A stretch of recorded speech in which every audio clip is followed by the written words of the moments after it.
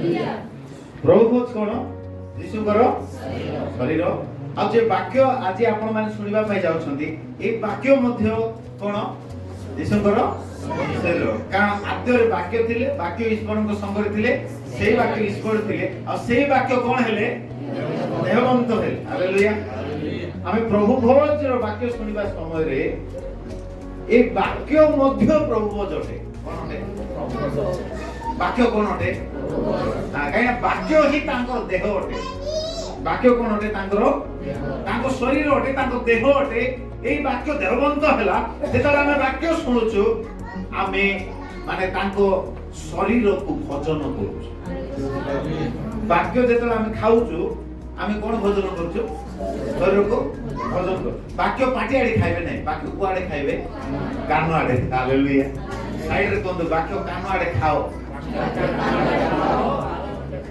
Praise the Lord तांको शरीर को वाक्य को आमे कान आडे सुनिबा द्वारा आमे कोन करछु भोजन हेले उत्तम रूपे सुनबार अछि केंती उत्तम रूपे काढंतु वाक्य काढंतु जहा प्रभु भोज विषय लिखा जाय प्रथम कोरिन्थियो 11 अध्याय तार 29 पद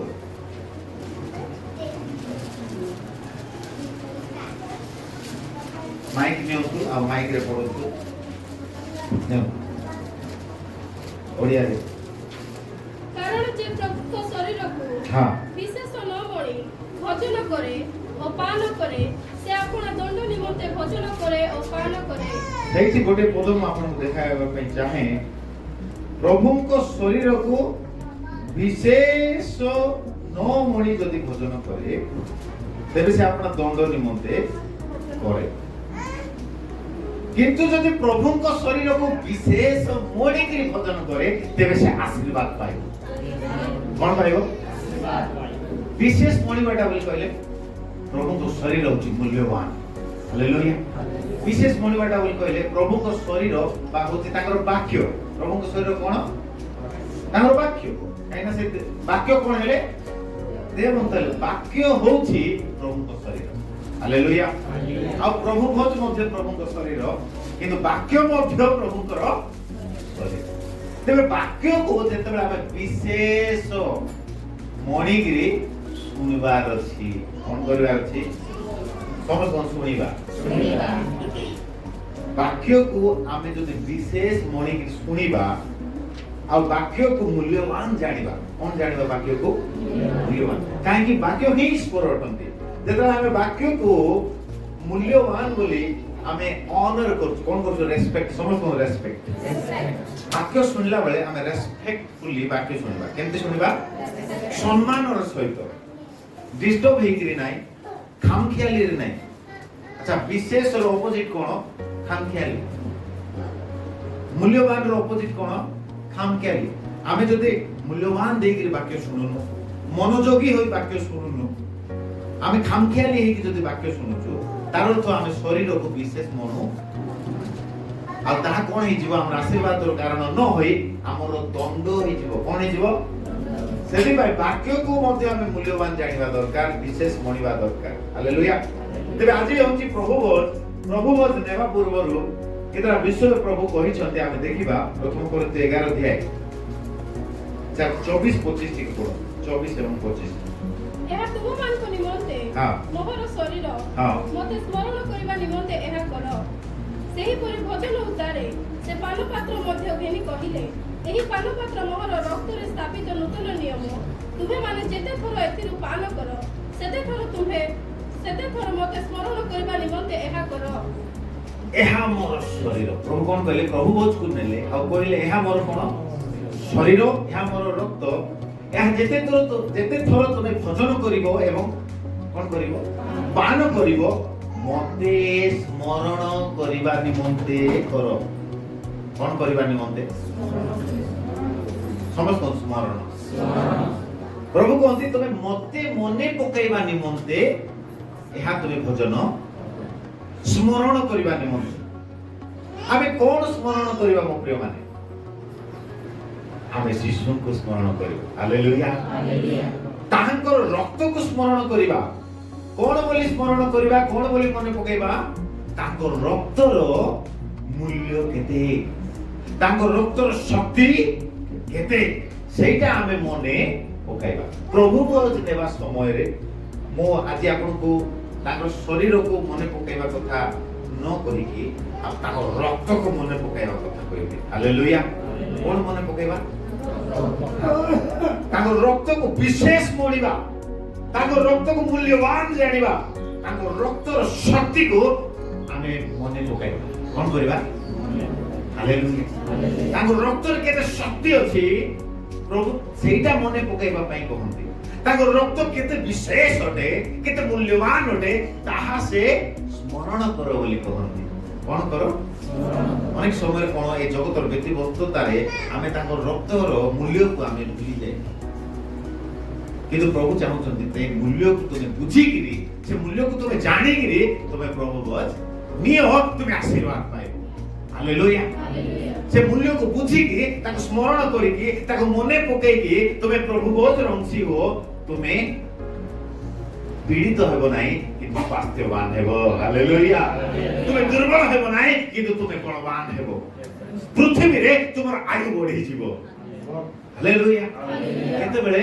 ଯେତେବେଳେ ଆମେ ତାଙ୍କ ରକ୍ତକୁ ବିଶେଷ ମଣିବା, ତାଙ୍କ ରକ୍ତର ମୂଲ୍ୟକୁ ଆମେ ବୁଝିବା। ସାତଟି କଥା ମୁଁ ଆପଣଙ୍କୁ କହିବି, ବହୁତ ଶୀଘ୍ର କହିବି, ଧ୍ୟାନର ସହିତ ଶୁଣନ୍ତୁ। ପ୍ରଥମ କଥା, ଆମେ ମୂଲ୍ୟ ବୁଝିବା କାହିଁକି ନା ପ୍ରଭୁ ଯୀଶୁ ତାଙ୍କ ରକ୍ତ ଦ୍ୱାରା ଆମକୁ ମୁକ୍ତ କରିଅଛନ୍ତି। କଣ କରିଛନ୍ତି? ମୁକ୍ତ କରି, ସମସ୍ତଙ୍କୁ ମୁକ୍ତ କରିଅଛନ୍ତି। ପ୍ରିୟମାନେ, ଯେତେବେଳେ ଆଦମ ଆଉ ହବା ପାପ କଲେ ସେତେବେଳେ ସେମାନେ ବନ୍ଦୀ ହେଇଗଲେ। କଣ ହେଇଗଲେ? ବନ୍ଦୀ ହେଇଗଲେ। କାହାର ବନ୍ଦୀ ହେଇଗଲେ? ଶୈତାନର ବନ୍ଧନରେ ସେମାନେ ଚାଲିଗଲେ। ଶୈତାନର ଦାସତ୍ୱରେ ସେମାନେ ଚାଲିଗଲେ। ପାପର ଦାସତ୍ୱରେ ସେମାନେ ଚାଲିଗଲେ। ପାପ ସେମାନଙ୍କ ଉପରେ କର୍ତ୍ତୃତ୍ୱ କଲା ଆଉ ପାପର ବେତନ ମୃତ୍ୟୁ ଆସିଲା। କଣ ଆସିଲା? ଆଉ ପ୍ରଭୁ ମାନେ ସେ ଲେଖାଯାଏ ଆଦମ ଆଉ ହବା ପାପ କରିବା ପୂର୍ବରୁ ସେମାନେ ମୁକ୍ତ ଥିଲେ। କଣ ଥିଲେ? ମୁକ୍ତ ଥିଲେ। they were free। ସେମାନେ ମୁକ୍ତ ଥିଲେ। ସେମାନେ ପ୍ରଭୁଙ୍କର ଗୌରବକୁ ଧାରଣ କରିଥିଲେ। ପ୍ରଭୁଙ୍କର ଗୌରବକୁ ବସ୍ତ୍ର ରୂପେ ସେମାନେ ପିନ୍ଧିଥିଲେ। କିନ୍ତୁ ପାପ କରିବା ଦ୍ୱାରା ଲେଖାଯାଏ ସେମାନଙ୍କର ଗୌରବ ଚାଲିଗଲା। କଣ ଚାଲିଗଲା? ଆଉ ଯେତେବେଳେ ଗୌରବ ଚାଲିଗଲା, ସେମାନେ ଦେଖୁଛନ୍ତି ଆମେ କେମିତି ହେଇଯାଇଛୁ, ଉଲଙ୍ଗ ହେଇଯାଇଛୁ। ତାପରେ ସେମାନେ ଲୁଚିବାକୁ ଲାଗିଲେ। ପ୍ରଭୁ ଯେତେବେଳେ ସନ୍ଧ୍ୟା ସମୟରେ ମିଶିବାକୁ ଆସିଥିଲେ, ପ୍ରଭୁ ପଚାରିଲେ, ଆଦମ ତୁମେ କେଉଁଠାରେ? ସେତେବେଳେ ଆଦମ କହୁଛି, ପ୍ରଭୁ ମତେ ଲାଜ ଲାଗୁଛି, ମୁଁ ତୁମ ସମ୍ମୁଖରେ ଆସିପାରିବି ନାହିଁ, କାରଣ ମୁଁ କଣ ଅଛି? ଉଲ୍ଲଗ୍ନ ଅଛି। ମାନେ ବହୁ ପାପ କରିବା ଦ୍ୱାରା ମାନେ ତା ବସ୍ତ୍ର ଚାଲିଗଲା, ଗୌରବମୟ ବସ୍ତ୍ର ଚାଲିଗଲା, ଆଉ ସେ ପାପର ବନ୍ଦୀ ହେଇଗଲା। କଣ ହେଇଗଲା? ସେ ପାପର, ଶୈତାନର ବନ୍ଦୀ ହେଇଗଲା। କିନ୍ତୁ ପ୍ରଭୁ ଯୀଶୁ ଆଉ ସେଇ ଯୋଉ ପାପ କେତେ ହଜାର ବର୍ଷ ବନ୍ଦୀ ଭିତରେ ରହିଲେ ଜାଣିଛନ୍ତି? 4 ବର୍ଷ ନାହିଁ, 4 ମାସ ନାହିଁ, 40 ବର୍ଷ ନାହିଁ, 400 ବର୍ଷ ବି ନାହିଁ, 4000 ବର୍ଷ ପର୍ଯ୍ୟନ୍ତ ସେଇ ପାପର ବନ୍ଦିତ ଅବସ୍ଥାରେ ପୃଥିବୀ ଚାଲି ଆସିଲା। କେତେ ହଜାର ବର୍ଷ କହିଲି? 4000 ବର୍ଷ। ଚିନ୍ତା କରନ୍ତୁ, ଲୋକମାନେ ମୁକ୍ତରୁ ତଳି ପାଦ ପର୍ଯ୍ୟନ୍ତ ପାପରେ ପୂର୍ଣ୍ଣ ହେଇଯାଇଥିଲେ। ବାଇବେଲରେ ଲେଖାଯାଏ ପୃଥିବୀ ଏମିତି ପାପରେ ପରିପୂର୍ଣ୍ଣ ହେଇଗଲା ଯେ ସ୍ୱର୍ଗ ପର୍ଯ୍ୟନ୍ତ ସେ ପାପର ଧୂଆଁ ଉଠିଲା ବୋଲି ଲେଖାଯାଏ। କୋଉ ପର୍ଯ୍ୟନ୍ତ? କାରଣ ପାପ ଲୋକମାନଙ୍କୁ ବନ୍ଦୀ କରିଦେଇଥିଲା। ଶୈତାନ ଲୋକମାନଙ୍କୁ ବନ୍ଦୀ କରିଥିଲା। କେତେ ଲୋକକୁ? 4000 ବର୍ଷ, କେତେ ଲକ୍ଷ ଲକ୍ଷ, କେତେ କୋଟି କୋଟି ଲୋକକୁ ସେ ବନ୍ଦୀ କରିଥିଲା। କିନ୍ତୁ ଯେତେବେଳେ ଯୀଶୁ ଖ୍ରୀଷ୍ଟ ଆସିଲେ, ହାଲେଲୁୟା, ଯୀଶୁ ଖ୍ରୀଷ୍ଟ ଆସିଲେ ଆଉ ତାଙ୍କ ରକ୍ତ ଦ୍ୱାରା ସେ ଆମକୁ 4000 ବର୍ଷ ପର୍ଯ୍ୟନ୍ତ ମନୁଷ୍ୟମାନେ ବନ୍ଦୀ ଅବସ୍ଥାରେ ଥିଲେ, ସେ ତାଙ୍କ ରକ୍ତ ଦ୍ୱାରା ସେ ଆପଣଙ୍କୁ ଆଉ ମତେ ସାରା ଜଗତକୁ ମୁକ୍ତ କଲେ। ହାଲେଲୁୟା। ପ୍ରକାଶିତ 1 ପର୍ବ 5 ପଦ। ଆମେ ତାଙ୍କ ପ୍ରଭୁ ବୋଝ ନେବା ପୂର୍ବରୁ ଆମେ ତାଙ୍କ ରକ୍ତର ଭ୍ୟାଲ୍ୟୁକୁ ବୁଝିବାକୁ ପଡିବ, ବିଶେଷ ମଣିବାକୁ ପଡିବ, ତାଙ୍କ ରକ୍ତର ଶକ୍ତିକୁ ଜାଣିବାକୁ ପଡିବ। ମାନେ 4000 ବର୍ଷ ପର୍ଯ୍ୟନ୍ତ ଆମେ ସାରା ଜଗତ ବନ୍ଦୀ ଅବସ୍ଥାରେ ଆମେ ଥିଲୁ, ପାପର ଦାସତ୍ୱରେ ଆମେ ଥିଲୁ। ପ୍ରକାଶିତ 1:5। ପୁଣି ବିଶ୍ୱସ୍ତ ସାକ୍ଷୀ ମୃତମାନଙ୍କ ମଧ୍ୟରୁ ପ୍ରଥମ ଜାତ ଓ ପୃଥିବୀର ରାଜାମାନଙ୍କ ରାଜା ଯୀଶୁ ଖ୍ରୀଷ୍ଟଙ୍କ ଠାରୁ ଅନୁଗ୍ରହ ଓ ଶାନ୍ତି ତୁମମାନଙ୍କ ପ୍ରତି ହେଉ, ଯେ ଆମ୍ଭମାନଙ୍କୁ ପ୍ରେମ କରି ଆପଣା ରକ୍ତ ଦ୍ୱାରା ଆମମାନଙ୍କ ପାପରୁ ମୁକ୍ତ କରିଅଛନ୍ତି। ହାଲେଲୁୟା। ଯେ ଆମମାନଙ୍କୁ ପ୍ରେମ କରି, ସମସ୍ତଙ୍କୁ ପ୍ରେମ କରି।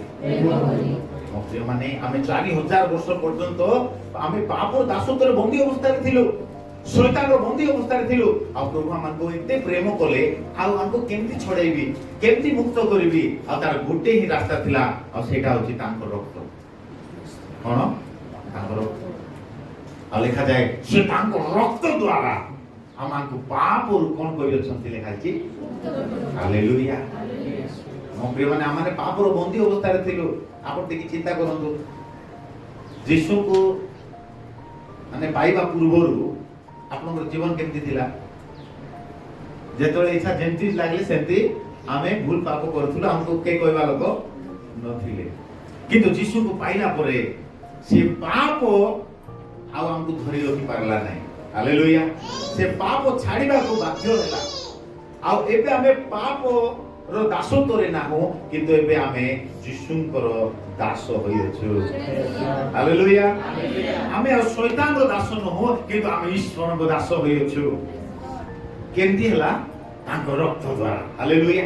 ସେ ଆମକୁ ତାଙ୍କ ରକ୍ତ ଦ୍ୱାରା ମୁକ୍ତ କରିଅଛନ୍ତି। ଏଣୁ ପ୍ରଭୁ ନେବା ପୂର୍ବରୁ ଆମେ କହିବାର ଅଛି, ପ୍ରଭୁ ଧନ୍ୟବାଦ ତୁମ ରକ୍ତ ପାଇଁ, ତୁମ ରକ୍ତ ଦ୍ୱାରା ମତେ ତୁମେ ମୁକ୍ତ କର। ହାଲେଲୁୟା। ସମସ୍ତଙ୍କୁ ତାଙ୍କ ରକ୍ତ ଦ୍ୱାରା ମୁକ୍ତ ହୋଇଅଛି। କେତେ ହଜାର ବର୍ଷ କହିଲି? 4000 ବର୍ଷ ପର୍ଯ୍ୟନ୍ତ ଲୋକମାନେ ପାପର ଦାସତ୍ୱରେ ଥିଲେ। ଆଉ ପାପ ହେତୁ ଈଶ୍ୱରଙ୍କର ଦଣ୍ଡ ମଧ୍ୟ ଆସିଥିଲା କି ନାହିଁ? ସୋଦମ ଆଉ ଗମୋରାରେ ଈଶ୍ୱରଙ୍କର ଦଣ୍ଡ ଆସିଥିଲା। ସ୍ୱର୍ଗରୁ ଅଗ୍ନିବୃଷ୍ଟି ହେଲା, ଆଉ ସବୁ ଧ୍ୱଂସ ହେଇଗଲେ। କାରଣ ପାପର ବେତନ ମୃତ୍ୟୁ, ପାପର ଦଣ୍ଡ ଅଛି। ଆଉ ସେଥିପାଇଁ ପ୍ରଭୁ ଯୀଶୁ ଖ୍ରୀଷ୍ଟ ତାଙ୍କ ରକ୍ତ ଦ୍ୱାରା ସେମାନଙ୍କୁ ମୁକ୍ତ କଲେ। ହାଲେଲୁୟା। ହାଲେଲୁୟା। ହାଲେଲୁୟା। ବୋलो ୟୀଶୁ ମହାରାଜ କି ଜୟ ଜୟ ଜୟ। କାରଣ ରକ୍ତ ବିନା ପାପ ମୋଚନ ହେଇପାରିବ ନାହିଁ। ଏପ୍ରିଲ 9:22 ରେ ଲେଖା ହେଇଛି, ଆପଣ ଲେଖି ରଖନ୍ତୁ, ଘରେ ଗଲେ ପଢିବେ। ରକ୍ତପାତ ବିନା ପାପ ମୋଚନ ହେଇପାରିବ ନାହିଁ।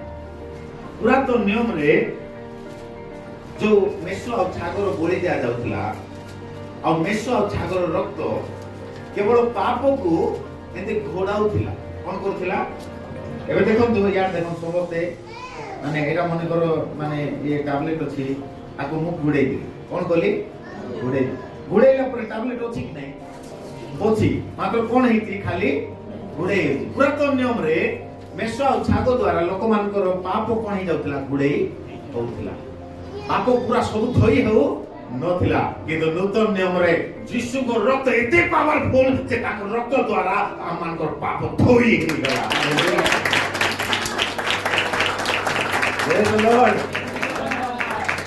କେତେ ପରସେଣ୍ଟ ଧୋଇ ହେଲା?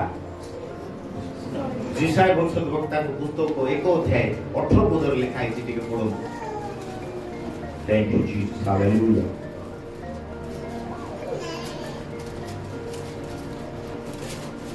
ତାଙ୍କ ରକ୍ତକୁ ଆମେ ବିଶେଷ ମଣିବା। ମୋ ପ୍ରିୟମାନେ, ତାଙ୍କ ରକ୍ତର ମୂଲ୍ୟ ଆମେ ବୁଝିବା। ପଢନ୍ତୁ।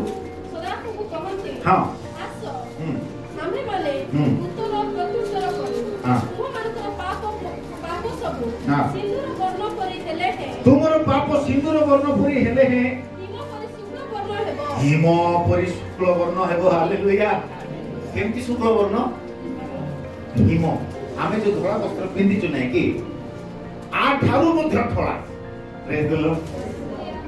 ୟା ଠାରୁ ମଧ୍ୟ ହିମ ବୋଲେ ସ୍ନୋଫଲ୍। ଆମର ମାନେ ବରଫ ବୃଷ୍ଟି ହଉନାହିଁ, କିନ୍ତୁ କୋଉଠି ହିମାଳୟରେ ବରଫ ବୃଷ୍ଟି ହଉଛି, ସ୍ନୋଫଲ୍ ହଉଛି ନାଇଁ କି?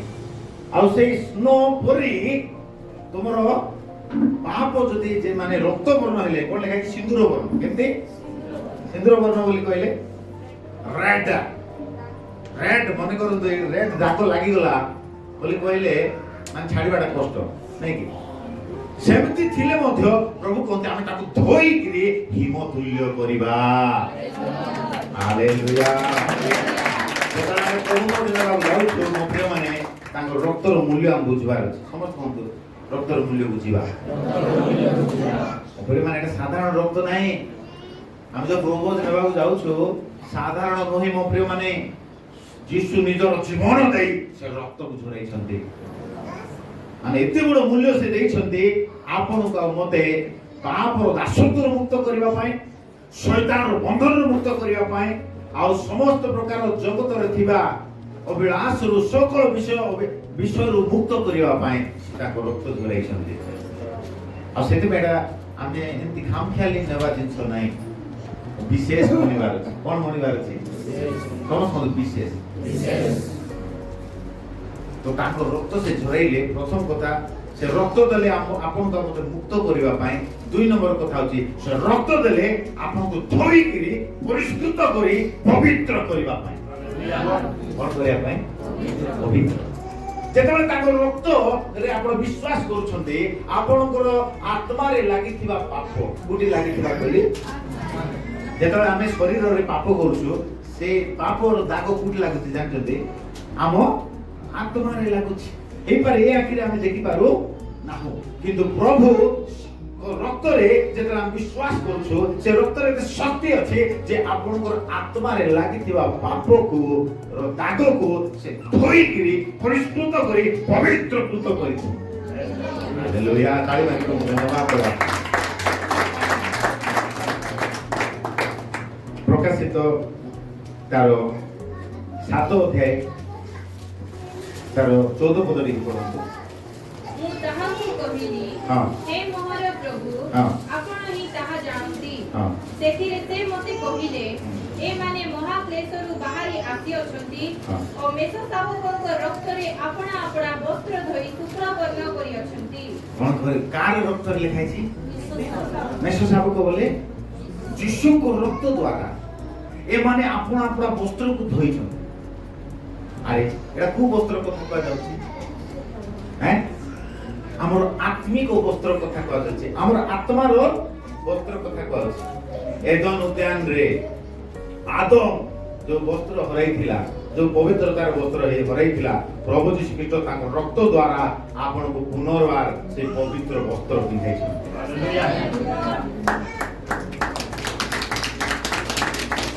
ବୁଝିପାରିଲେ ନାହିଁ? ପାପ କରିବା ଦ୍ୱାରା ଆଦମ ଯୋଉ ପବିତ୍ର ବସ୍ତ୍ରକୁ ହରାଇଥିଲା, ଯୋଉ ଆତ୍ମିକ ପବିତ୍ର ବସ୍ତ୍ରକୁ ହରାଇଥିଲା, ପ୍ରଭୁ ଯୀଶୁ ଖ୍ରୀଷ୍ଟ ତାଙ୍କ ରକ୍ତ ଦ୍ୱାରା ଆମମାନଙ୍କୁ ପୁନର୍ବାର ସେ ପବିତ୍ରତାର ବସ୍ତ୍ର ପିନ୍ଧାଇଛନ୍ତି। ହାଲେଲୁୟା। ତାଙ୍କର ରକ୍ତର ମୂଲ୍ୟ ଆପଣମାନେ ବୁଝିବାକୁ ପଡିବ ମୋ ପ୍ରିୟ ମାନେ। ତାଙ୍କ ରକ୍ତ ଦ୍ୱାରା ଆଜି ଆମେ ଆତ୍ମାରେ ପବିତ୍ର ବସ୍ତ୍ର ପିନ୍ଧିଛୁ। କି ବସ୍ତ୍ର ପିନ୍ଧିଛୁ? ଲେଖାଯାଏ ସାଧୁମାନେ ତାଙ୍କ ରକ୍ତ ଦ୍ୱାରା ଆପଣ ଆପଣା ବସ୍ତ୍ର ଧୋଇ ଶୁକ୍ଳବର୍ଣ୍ଣ କରିଅଛନ୍ତି। ହାଲେଲୁୟା। ପ୍ରଭୁ ନେବା ପୂର୍ବରୁ ଆମେ ତାଙ୍କ ରକ୍ତର ପାୱାରକୁ ଆମେ ଜାଣିବାର ଅଛି। ପ୍ରଭୁ ଯୀଶୁଙ୍କ ରକ୍ତରେ ଏତେ ପାୱାର ଅଛି ଯେ ଆମମାନଙ୍କର ମାନେ ପାପ ସିନ୍ଦୁର ବର୍ଣ୍ଣ ହେଲେ ସୁଦ୍ଧା ସେ ତାକୁ ଶୁକ୍ଳ ହିମତୁଲ୍ୟ ଶୁକ୍ଳ ବର୍ଣ୍ଣ କରିଦେବ। Father, thank you, Jesus. Thank you for your blood. तुम रक्त पाए धन्यवाद, तुम रक्त पाए धन्यवाद। हालेलुया। तो 2 नंबर विषय होची ताको रक्त हमको पवित्र वस्त्र पिंधाई अछि। हालेलुया। 3 नंबर पॉइंट हम देखिबा। 3 नंबर पॉइंट होची ताको रक्त हमको शैतान ऊपर विजय देई अछि। कोन देई अछि? शैतान ऊपर विजय देई अछि। ए जण पढंतु प्रकाशित वाक्य 12 अध्याय 11 पद। ଆଉ ସେମାନେ ମେଷ ଶାବକଙ୍କ ରକ୍ତ ଓ ଆପଣା ଆପଣା ସାକ୍ଷ୍ୟର ବାକ୍ୟ ଦ୍ୱାରା ତାହାକୁ ଜୟ କରିଅଛନ୍ତି। ପୁଣି ସେମାନେ ମୃତ୍ୟୁ ପର୍ଯ୍ୟନ୍ତ ଆପଣା ଆପଣା ପ୍ରାଣକୁ ପ୍ରିୟ ଜ୍ଞାନ କରିନଥିଲେ। ହାଲେଲୁୟା। ଦେଖାଯାଏ ସେମାନେ ମେଷ ଶାବକଙ୍କ ରକ୍ତ ଓ ଆପଣା ଆପଣା ସାକ୍ଷ୍ୟର ବାକ୍ୟ ଦ୍ୱାରା ତାହାକୁ ଜୟ କରିଅଛନ୍ତି। କାହାକୁ? ଶୈତାନକୁ। ଆମେନ୍। ଆଉ ଲେଖାଯାଏ ଶୈତାନର ଦୂତ ମାନଙ୍କୁ। କେଉଁ ମାନେ? ସାଧୁ ମାନେ। କେଉଁ ମାନେ? ହାଲେଲୁୟା।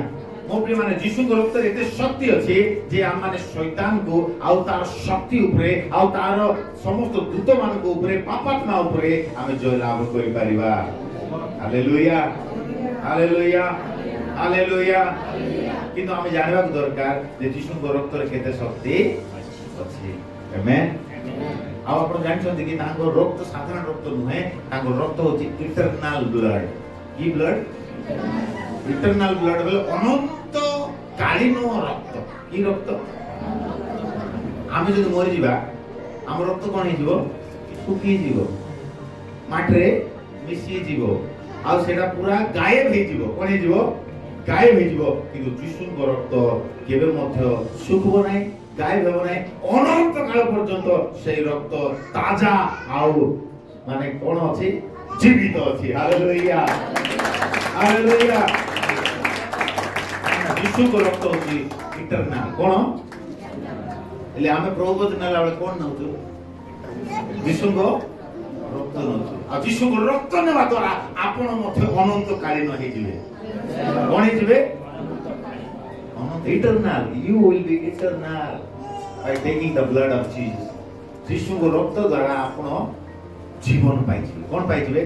ସେଥିପାଇଁ ଯୀଶୁ କହିଲେ ଯେ ମୋର ରକ୍ତ ପାନ କରେ ଆଉ ମୋ ମାଂସ ଭୋଜନ କରେ ସେ ଅନନ୍ତ କାଳ ଜୀବିତ ରହିବ। କଣ ଲେଖାଗଲା? ଅନନ୍ତ କାଳ ପଢନ୍ତୁ, ଯୋହନ 6 ଅଧ୍ୟାୟରେ ଲେଖା ହେଇଛି। Thank you Jesus. Hallelujah. ଧନ୍ୟବାଦ ପ୍ରଭୁ।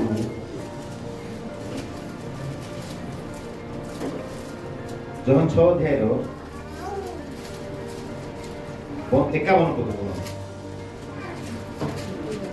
ସ୍ୱର୍ଗରୁ ଅବତରଣ ହଁ, ସେହି ଜୀବନ୍ତ ଆହାର, ମୁଁ ସ୍ୱର୍ଗରୁ ଅବତୀର୍ଣ୍ଣ ସେଇ ଜୀବନ୍ତ ଆହାର। କେହି ଯଦି ଏହି ଆହାର ଭୋଜନ କରେ ସେ ଅନନ୍ତ କାଳ ପର୍ଯ୍ୟନ୍ତ ଜୀବିତ ରହିବ। আর সে কোন লেখা আছে? ଅନନ୍ତ କାଳ ପର୍ଯ୍ୟନ୍ତ ଅନନ୍ତ କାଳ পর্যন্ত জীবিত রইব। কাইকি? কাইনা তাঙ্ক রক্ত হি অনন্ত কালীন অটে। হালেলুয়া। হ্যাঁ, মଣିষ মানে মরিগলে ସେମାନେ ମାଟିରେ ମିଶିଯିବେ, କିନ୍ତୁ ଆମେ ମରିଗଲେ ମାଟିରେ ମିଶିବା ନାହିଁ। ଆମେ ଅନନ୍ତ କାଳ ସ୍ୱର୍ଗରେ ଯୀଶୁଙ୍କ ସହିତ ଜୀବିତ ରହିବା। ଏଇଟା ହେଉଛି ଯୀଶୁଙ୍କ ରକ୍ତର ପାୱାର। ଆଉ ଗୋଟେ ଗଭୀର କଥା ଆପଣଙ୍କୁ କହିବି, ପ୍ରଭୁ ଯୀଶୁ ମୃତମାନଙ୍କ ମଧ୍ୟରୁ ଉଠିଲେ କାହିଁକି ଜାଣିଛନ୍ତି? ଆଉ ଟିକେ ଏମିତି କହିବି, କାହିଁକି ସେ ଉଠି ପାରିଲେ? ଜାଣିଛନ୍ତି କାହିଁକି ସେ ଉଠି ପାରିଲେ? ତାଙ୍କ ଏଇ ରକ୍ତ ପାଇଁ ହିଁ ସେ ଉଠି ପାରିଲେ। ଗୋଟେ ବାକ୍ୟ ଦେଖାଇବି କାଳକୁ। ଏଭ୍ରି ତାର 13 ଅଧ୍ୟାୟ 20 ପଦ।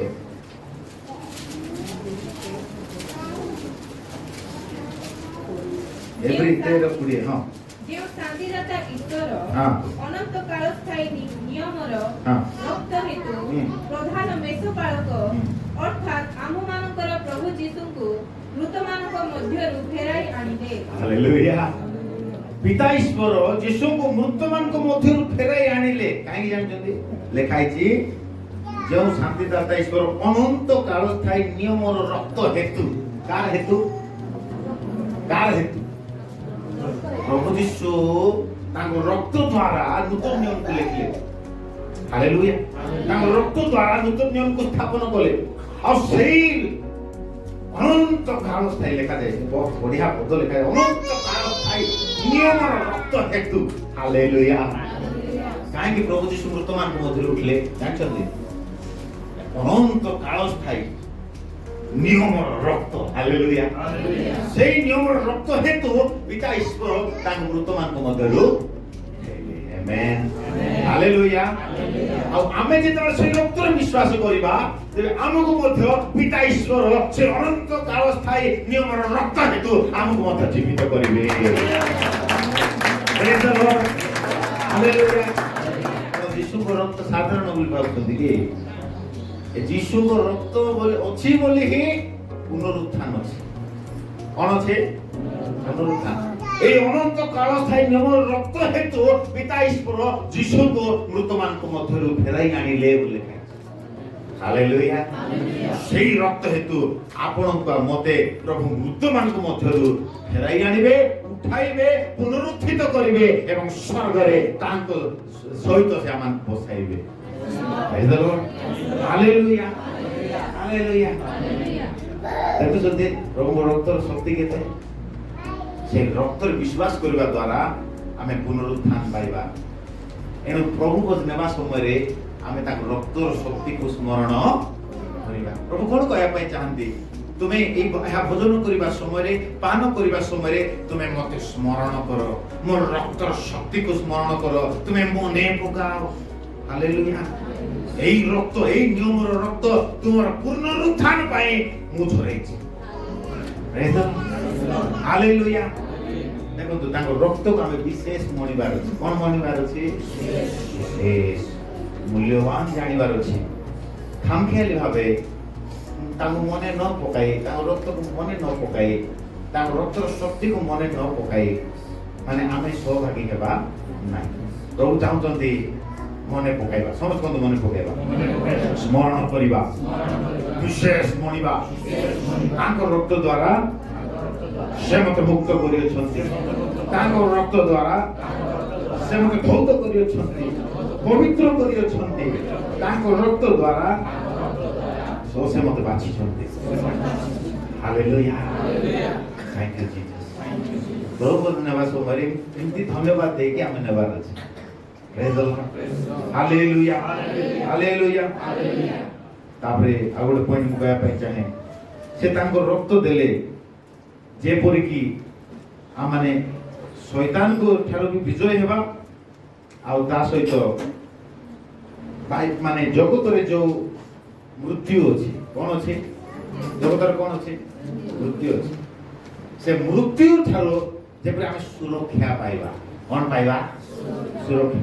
ଆପଣ ଜାଣିଛନ୍ତି କି ବାହାରେ ଆଜି ଆମେ କେତେ କୁଆଡେ କୁଆଡେ ଯାଉଛୁ, ବାଇକ୍ ଚଲେଇକି ଯାଉଛୁ, କାର ଚଲେଇକି ଯାଉଛୁ, ମାନେ କହିବାକୁ ଗଲେ ଆମେ ଭଲରେ ଚଲାଉଥିବୁ, ଆଉ ଗୋଟେ ଡ୍ରାଇଭର ଆସି ଆମକୁ ଢୁକାଇ ଦେଇଥିବ, ହଁ ନା ନାଇଁ? କି ନହେଲେ ଆମେ ଭଲରେ ଚଲାଉଥିବୁ, କୋଉଠି ଗୋଟେ ଭୂତ ଗୁଡାକ ଆସି ପଛରେ ବସି ଦେଇଥିବ ଆକ୍ସିଡେଣ୍ଟ କରିବା ପାଇଁ। କେତେ ଲୋକ ଅନୁଭବ କରିଥିବେ ସେଟା, କରିଛନ୍ତି। ହାଲେଲୁୟା। କାହିଁକି ନା ସବୁବେଳେ ମାନେ ଏ ଜଗତରେ ମୃତ୍ୟୁ କାମ କରୁଛି। କଣ କାମ କରୁଛି? ମୃତ୍ୟୁ କାମ କରୁଛି।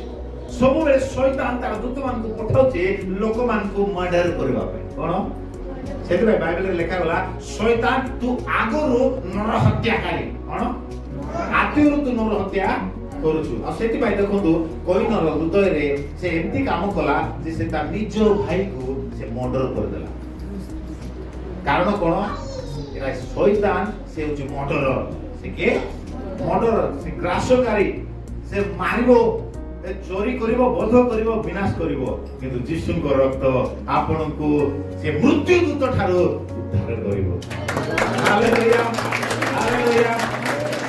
ଆପଣ ଯଦି ମୋସାଙ୍କ ସମୟରେ ଦେଖିବେ, ମୋସା ଯେତେବେଳେ ଇସ୍ରାଏଲରେ ମିଶ୍ର ଦେଶକୁ ଗଲେ ଇସ୍ରାଏଲ ମାନଙ୍କୁ ରକ୍ଷା କରି ଆଣିବା ପାଇଁ, ସେଇ ସମୟରେ 10ଟି ମହାମାରୀ ସେଠି ଘଟିଲା। ଆଉ ତାର 10ମ ମହାମାରୀ କଣ ଥିଲା? ମୃତ୍ୟୁ ଦୂତକୁ ପଠେଇକିରି ମାନେ ପ୍ରଥମ ଜାତ ଶିଶୁକୁ ବା ପ୍ରଥମ ଜାତ ପଶୁ ପକ୍ଷୀକୁ ମାନେ ହତ୍ୟା କରିବା ଥିଲା। ଆଉ ସେଥିପାଇଁ ସଂହାର କର ଦୂତକୁ ପଠାଗଲା। ଆଉ ପରମେଶ୍ୱର କହିଲେ, ତୁମେ ଯେପରି ସେ ସଂହାର କର ବା ମୃତ୍ୟୁ ଦୂତରୁ ରକ୍ଷା ପାଇବ, ଏଥିପାଇଁ ତୁମେ ନିଜର ଦ୍ୱାର ବନ୍ଧରେ କଣ? ସେ ମେଷର ରକ୍ତ ଲେପନ କର। ଆଉ ଯେତେବେଳେ ସେ ସଂହାରକ ଦୂତ ସେ ଆସିବେ, ସେ ଆସିବା ସମୟରେ ସେ ଯେତେବେଳେ ସେ ରକ୍ତ ଦେଖିବ, ସିଏ ଆଉ ସେ ଗୃହରେ ପ୍ରବେଶ କରିବ ନାହିଁ, କିନ୍ତୁ ସେ ଗୃହକୁ ଡେଇଁକିରି ପଳାଇବ। ହାଲେଲୁୟା। ଆଜି ପ୍ରଭୁ ଯୀଶୁ ତାଙ୍କ ରକ୍ତ ଛଡ଼େଇଛନ୍ତି ଆପଣଙ୍କୁ ସେଇ ମୃତ୍ୟୁ ଦୂତରୁ ରକ୍ଷା କରିବା ପାଇଁ। ହାଲେଲୁୟା। ପୁରାତନ ନିୟମରେ ଏ ଯୋଉ ମେଷ ଆଉ ଛାଗର ରକ୍ତ ଥିଲା, କିନ୍ତୁ ତାହା ଥିଲା ନୂତନ ନିୟମରେ ଯୀଶୁଙ୍କ ରକ୍ତ। ତାଙ୍କ ରକ୍ତରେ ଏତେ ଶକ୍ତି ଅଛି ଯେ ମୃତ୍ୟୁର ଦୂତରୁ ପ୍ରଭୁ ଆପଣଙ୍କୁ ରକ୍ଷା କରିବେ। ସେ ରକ୍ତ ରକ୍ଷା କରିବ। ଆମେନ୍। ଦେଖନ୍ତୁ ଆମେ ଯାଉଛୁ ବାହାରେ କେତେ କାମ କରିବା ପାଇଁ, ସେଇ ରକ୍ତ ହିଁ ଆମକୁ ସୁରକ୍ଷା ଦଉଛି। କାରଣ ଶୈତାନ ଜଗିଛି ଚୋରି, ବଧ ଆଉ ବିନାଶ କରିବା ପାଇଁ, କିନ୍ତୁ ଯୀଶୁ ତାଙ୍କ ରକ୍ତ ଦେଲେ ଆପଣଙ୍କୁ ସୁରକ୍ଷା ଦେବା। କଣ? ସୁରକ୍ଷା ଦେବା। ସମସ୍ତଙ୍କୁ ଧନ୍ୟବାଦ ପ୍ରଭୁ, ତମ ରକ୍ତ ଦ୍ୱାରା ମୁଁ ସୁରକ୍ଷିତ ଅଟେ।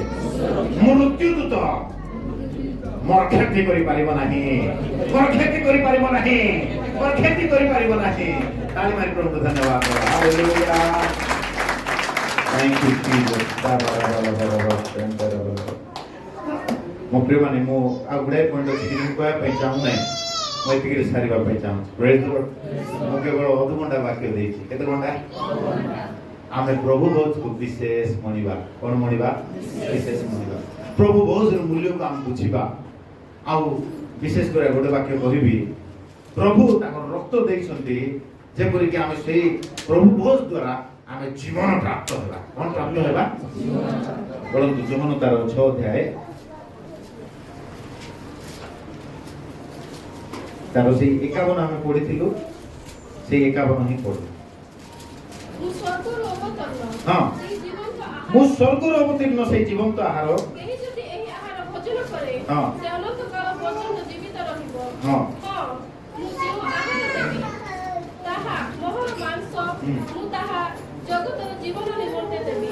କାହାର ଜୀବନ ନିମନ୍ତେ ଜଗତର ଜୀବନ ଜୀବନ ନିମନ୍ତେ ମୁଁ এই ଆହାର ଦେବି ଶୈତାନ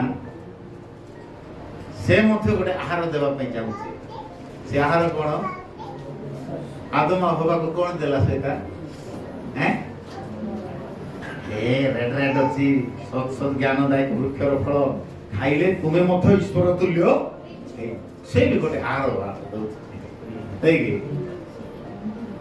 ସେ ବି ଗୋଟେ ଆହାର ଆଣି ଦଉଛି କିନ୍ତୁ ପ୍ରଭୁ କହିଥିଲେ ଏହା ତୁମେ ଯେବେ ଖାଇବ ସେଦିନ ନିତାନ୍ତ ମରିବ ଆଉ ଶୈତାନ ଆଜି ମଧ୍ୟ ଲୋକମାନଙ୍କୁ ସେମିତି ଆହାର ଖୁଆଉଛି ନାଇଁ କି ଆଉ ଆପଣ ବାଇବେଲରେ ଦେଖିବେ ମାନେ ସେ ଶୈତାନ ସବୁବେଳେ ଖାଇବାର ଏକା ପରୀକ୍ଷା କରୁଛି ଦେଖନ୍ତୁ ପ୍ରଭୁ ଯୀଶୁ 40 ବର୍ଷ 40 ଦିନ ରାତ୍ରି ସେ ଉପବାସ କରୁଥିବା ସମୟରେ ଶେଷରେ ସେ ଆସିକରି କହୁଛି ତୁମେ ତ ଈଶ୍ୱରଙ୍କର ପୁତ୍ର ଏ ପଥରକୁ ଆଜ୍ଞା ଦିଅ ତହିଁରେ ଏଟା ରୁଟି ହେବ ଆଉ ରୁଟି କରି ଖାଅ ସେ କଣଟାରେ ପରୀକ୍ଷା କରୁଛି ଖାଇବାରେ ଶୈତାନର ଚାଲ ଖାଲି ବେଶୀ ସମୟ ଖାଲି ଖାଇବାଟାରେ ସେ ପରୀକ୍ଷା କରୁଛି ଆଜି ମଧ୍ୟ ଶୈତାନ ଯେତେ ସବୁ ପନିପରିବା ଅଛି ସବୁଠି ଖାଲି ସାର ମିଶେଇ ଦଉଛି କଣ ସାର ଯେତିକି ଲୋକମାନେ ସେଟା ଖାଇକି କଣ ହେବେ ଜଲ୍ଦି ମରିବେ ଆପଣ ଦେଖନ୍ତୁ ବ୍ରଏଲର କୁକୁଡ଼ା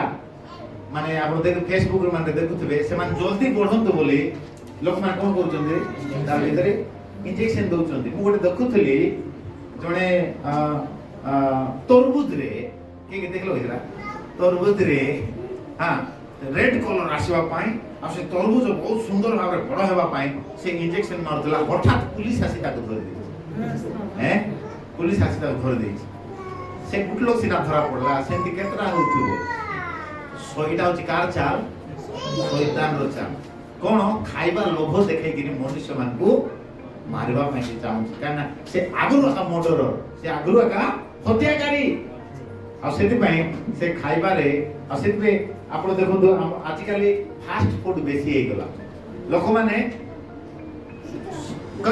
ପାଇଁ ଟାଇମ ନାହିଁ କେତେ ଜଲ୍ଦି ଖାଇବି ଆରି କାମ କରିବାକୁ ଯିବି ଆଉ ସେଥିପାଇଁ ଫାଷ୍ଟ ଫୁଡ ରେ ମାନେ ଯୋଉଟା ମିଳୁଛି ଜଲ୍ଦି ଛଣା ଖାଦ୍ୟ चिकन छाणी के रोके देते भी जाए खाई दी भाजी हो हैं मार्केट रे देखबे चाउमिन रेडी खाली खाइबा ऊपर शैतान बेसी काम करूची ध्यान देंतु खाइबा द्वारा एटा सेटा खाइबा द्वारा हमर शरीर जल्दी खराब हेउची एटा कार काम शैतान रो काम सान ब्रॉयलर कुकुड़ा मान इंजेक्शन दे देबे 5 दिन रे पूरा बड़ माई पेटी हे काहे कि जल्दी व्यापार करी जल्दी पैसा कमाइबा पाए ए सब कार काम शैतान रो काम से लोक को पैसा लोभ देखाइला से पैसा इनकम करबा पाए बोली करी कुकुड़ा को जल्दी बढ़ाइला आ से ताको मार्केट रे बिकिला आ सेटा हमें आनी मस्त रा झिगी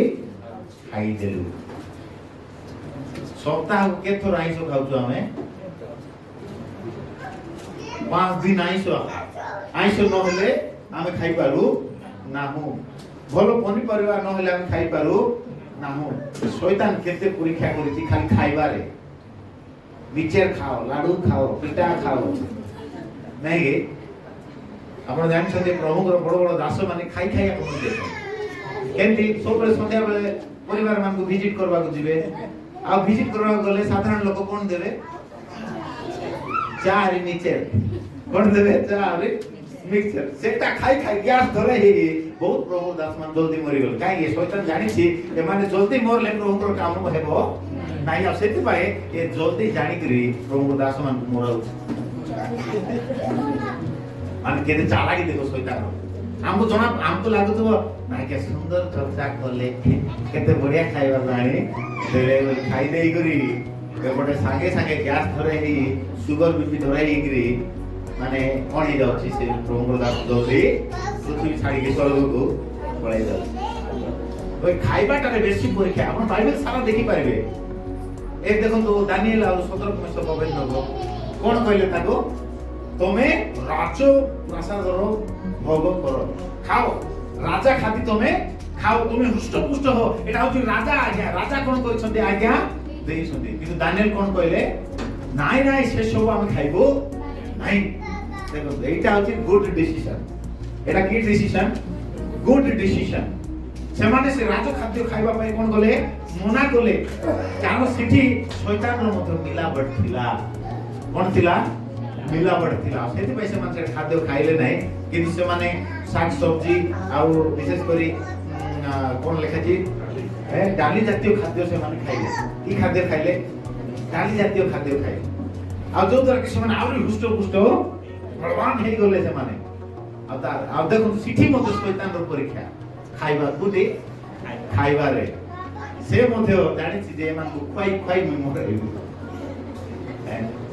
କିନ୍ତୁ ଆଜିକାଲି ଟିକେ ପଇସା ଥିବା ଲୋକମାନେ ଟିକେ ଚାଲାକି ହେଇଗଲେ ସେମାନେ ବହୁତ ଜାଗ୍ରତରେ ଖାଉଛନ୍ତି ମୁଁ ଆଉ ଗୋଟେ ଦେଖୁଥିଲି ସେ ଲୋକ ମାନେ ଖ୍ରୀଷ୍ଟିଆନ କି ନାହିଁ କି ମୁଁ ଜାଣି ନାହିଁ ଫରେନର ଲୋକଟା ସେ ମସ୍ତ ପତଳା ହେଇକିରି ଡେଙ୍ଗା ହେଇକିରି ଅଛି ଆଉ ସେ କଣ ସେ କହୁଛି ଯେ ମୁଁ କେବେ ମରିବି ନାହିଁ ବୋଲି କହୁଛି ତାକୁ ଯେତେବେଳେ ପଚାରଗଲା ଆରେ ତମ ରାଜ କଣ ତମେ କେମିତି କହିପାରୁଛ ଯେ ତମେ କେବେ ବି ମରବ ନାହିଁ ବୋଲି କେମିତି କହିପାରୁଛ ବୋଲେ ସେ କହୁଛି ଯେ ମୁଁ କିଛି ଖାଉ ନାହିଁ ମୁଁ ଖାଲି ସେ କଞ୍ଚା ପରିବା ଗାଜର କାକୁଡି ଏଇଟା ମାନେ ସେ ଖାଉଛି ଖାଲି କଞ୍ଚା ପରିବା ଖାଉଛି ଫୁଲକୋବି ସିଝାଇ ଦେଇକିରି ଚାମଚ ସେ କଣ୍ଟା ଚାମଚରେ ଖାଇଦେଇ ସେ କହୁଛି ମୁଁ କେବେ ଆଉ ମରିବି ନାହିଁ ମୁଁ କେବେ ମରିବି ନାହିଁ ବୋଲି ସେ କହୁଛି କେମିତି ଖାଉଛି ଘଣ୍ଟାଟେ ଏକ୍ସରସାଇଜ କରୁଛି ପୁରା ନିଜକୁ ଫିଟ୍ ରଖୁଛି ଆଉ କହୁଛି ମୁଁ କେବେ ମରିବି ନାହିଁ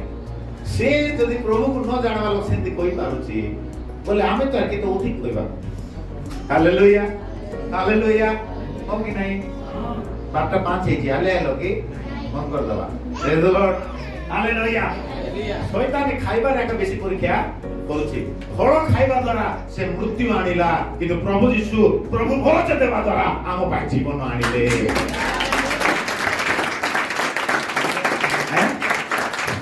ଶୈତାନ ଫଳ ଖୁଆଇକିରି କଣ ଆଣିଲା ମୃତ୍ୟୁ ଆଣିଲା କିନ୍ତୁ ପ୍ରଭୁ ଯୀଶୁ ନିଜର ଶରୀର ଦେଇକିରି ପ୍ରଭୁ ଭୋଜ ଦ୍ୱାରା ଆମ ପାଇଁ ଅନନ୍ତ ଜୀବନ ଆଣିଲେ ହାଲେଲୁୟା ସମସ୍ତେ ଫଳ ଦ୍ୱାରା ମୃତ୍ୟୁ ଆସିଲା ପ୍ରଭୁ ଭୋଜ ଦ୍ୱାରା ଜୀବନ ଆସିଲା ଆଉ ଥରେ କୁହନ୍ତୁ ଫଳ ଦ୍ୱାରା ମୃତ୍ୟୁ ଆସିଲା କିନ୍ତୁ ପ୍ରଭୁ ଭୋଜ ଦ୍ୱାରା ଜୀବନ ଆସିଲା ତାଳି ମାରି ପ୍ରଭୁଙ୍କୁ ଧନ୍ୟବାଦ ହାଲେଲୁୟା ତେବେ ଆପଣମାନେ ଏବେ ବଜାର ଖାଦ୍ୟ ଟିକେ ଜାଗ୍ରତରେ ଖାଆନ୍ତୁ ଏଟା ସବୁ ଶୈତାନର କାମ ଚାଲିଛି ବୁଝିପାରିଲେ ମୁଁ ତ ଚା ଛାଡ଼ି ଦେଇଛି ଯୋଉଟା ଦେଲେ ନହେଲେ ଖାଇ ଦଉଥିଲି ପିଇ ଦଉଥିଲି କିନ୍ତୁ ଏବେ ମୁଁ ଜାଣିପାରୁଛି ଯେ ଶୈତାନ ଖାଇବା ଦ୍ୱାରା ହିଁ ଲୋକମାନଙ୍କୁ ମାରିଛି କିନ୍ତୁ ପ୍ରଭୁ କହୁଛନ୍ତି ମୁଁ ଯୋଉ ଆହାର ଦେବି ତାହା ପୃଥିବୀର ଆହାର ନୁହେଁ ସ୍ୱର୍ଗରୁ ଅବତୀର୍ଣ୍ଣ ହେଇଥିବା ଆହାର ଆଉ ତାହା ମୋର ନିଜର ଶରୀର ଅଟେ ଆଉ ମୋର ରକ୍ତ ଅଟେ ତାହା ଯେ ଭୋଜନ କରିବ ସେ ଅନନ୍ତ କାଳ ପର୍ଯ୍ୟନ୍ତ ଜୀବିତ ରହିବ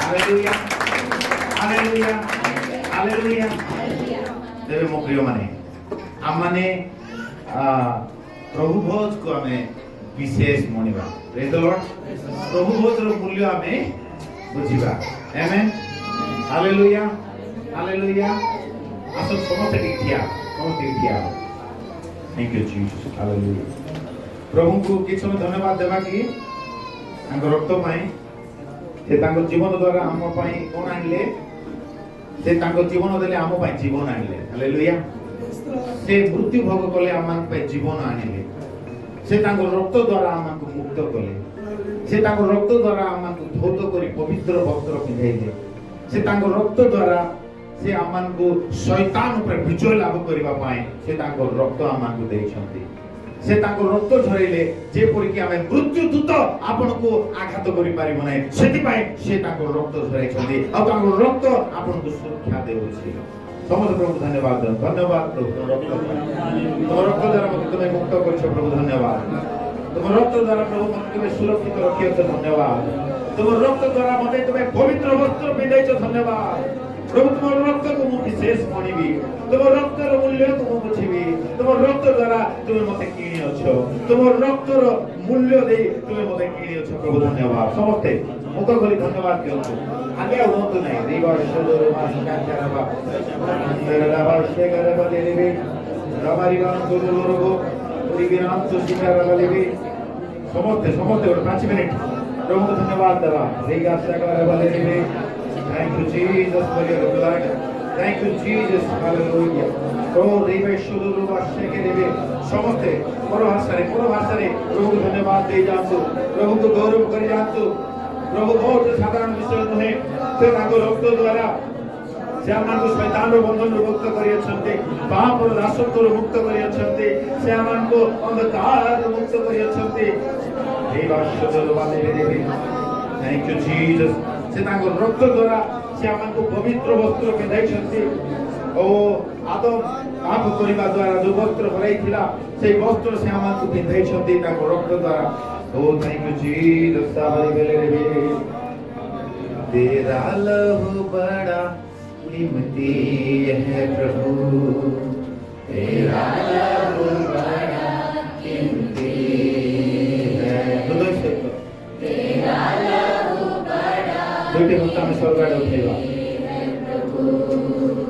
तेरा लहू बड़ा कीमती है क्योंकि उस लहू में वो ताकत है जिससे हम पाते छुटकारा क्योंकि उस लहू में जो ताकत है जिससे हम पाते हैं छुटकारा तेरा लहू बड़ा कीमती है प्रभु तेरा लहू बड़ा कीमती है समझते तेरा लहू बड़ा कीमती है प्रभु हृदय सहित तेरा लहू बड़ा कीमती है तूने वो लहू बहाया है सारी दुनिया को बचाया है तूने वो लहू बहाया है सारी दुनिया को बचाया है कभी तूने किसी से न कुछ मांगा कभी तूने किसी से न कुछ चाहा कभी तूने किसी से न कुछ मांगा कभी तूने किसी से न कुछ चाहा तेरा लहू बड़ा कीमती है हृदय से तेरा लहू बड़ा कीमती है तेरा लहू बड़ा कीमती है प्रभु तेरा लहू बड़ा कीमती है तेरा लहू बड़ा कीमती है प्रभु तेरा लहू बड़ा कीमती आओ सारे तेरा लहू बड़ा कीमती है प्रभु तेरा लहू बड़ा कीमती तेरा लहू बड़ा कीमती है प्रभु तेरा लहू बड़ा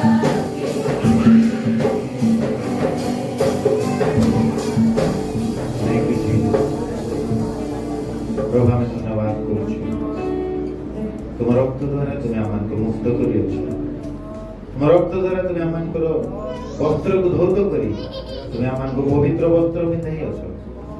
ତୁମ ରକ୍ତ ଦ୍ୱାରା ଶୈତାନର ବନ୍ଧନରୁ ମୁକ୍ତ କରି ଶୈତାନ ଉପରେ ତୁମେ ଆମମାନଙ୍କୁ ବିଜୟ ଲାଭ କରିବା ପାଇଁ ତୁମ ରକ୍ତ ଦେଇଅଛ। ଆମେ ତୁମର ଧନ୍ୟବାଦ କରୁଛୁ ପ୍ରଭୁ। ତୁମ ରକ୍ତ ଦ୍ୱାରା ମୃତ୍ୟୁର ଦୂତ ମଧ୍ୟ ଆମମାନଙ୍କର କ୍ଷତି କରିପାରିବ ନାହିଁ। ସେ ରକ୍ତ ତୁମେ ଆମମାନଙ୍କୁ ଦେଇଅଛ। ଆମେ ଧନ୍ୟବାଦ କରୁଛୁ। ତୁମ ରକ୍ତକୁ ଆଜି ଆମେ ବିଶ୍ୱାସ କରୁଛୁ ପ୍ରଭୁ। ତୁମ ରକ୍ତର ମୂଲ୍ୟକୁ ଆଜି ଆମକୁ ବୁଝିବା ପାଇଁ ତୁମେ ସାହାଯ୍ୟ କରୁଛୁ। ଆମେ ଧନ୍ୟବାଦ କରୁଛୁ। ଆଗାମୀ ସମୟରେ ପ୍ରଭୁ ତୁମେ ଆଶୀର୍ବାଦ କର। ତୁମ ରକ୍ତ ଏବଂ ମାଂସର ଅଂଶୀ ହେବା ପାଇଁ ତୁମେ ଆମମାନଙ୍କୁ ଆଶୀର୍ବାଦ କର। ଆଜି ଯେଉଁ ମୂଲ୍ୟ ବୁଝିବା ପାଇଁ ଯେଉଁ ବାକ୍ୟ ତୁମେ ଆମମାନଙ୍କୁ କହିଅଛ, ଏ ବାକ୍ୟ ଆମଙ୍କ ହୃଦୟରେ ପ୍ରଚୁର ପରିମାଣରେ ବାସ କରୁ ଏବଂ 100 ଗୁଣ ଫଳ ପାଉ। କେବେ ମଧ୍ୟ ଭୁଲିବାକୁ ଦିଅ ନାହିଁ। ବାକ୍ୟକୁ ହୃଦୟରେ ସଞ୍ଚୟ କରି ରଖି ପ୍ରଭୁ ପାଳନକାରୀ ହୋଇ ଆଶୀର୍ବାଦ ପାଇବା ପାଇଁ ଆମ ସମସ୍ତଙ୍କୁ ସାହାଯ୍ୟ କର। ଧନ୍ୟବାଦ। ଦି ଛୋଟ ନିବେଦନ ପ୍ରାର୍ଥନା ପ୍ରଭୁ ଯୀଶୁ ଖ୍ରୀଷ୍ଟଙ୍କ ନାମରେ ମାଗି ଉଚ୍ଚ କର ତାଳ ଦେଇ ପ୍ରଭୁ ଧନ୍ୟବାଦ।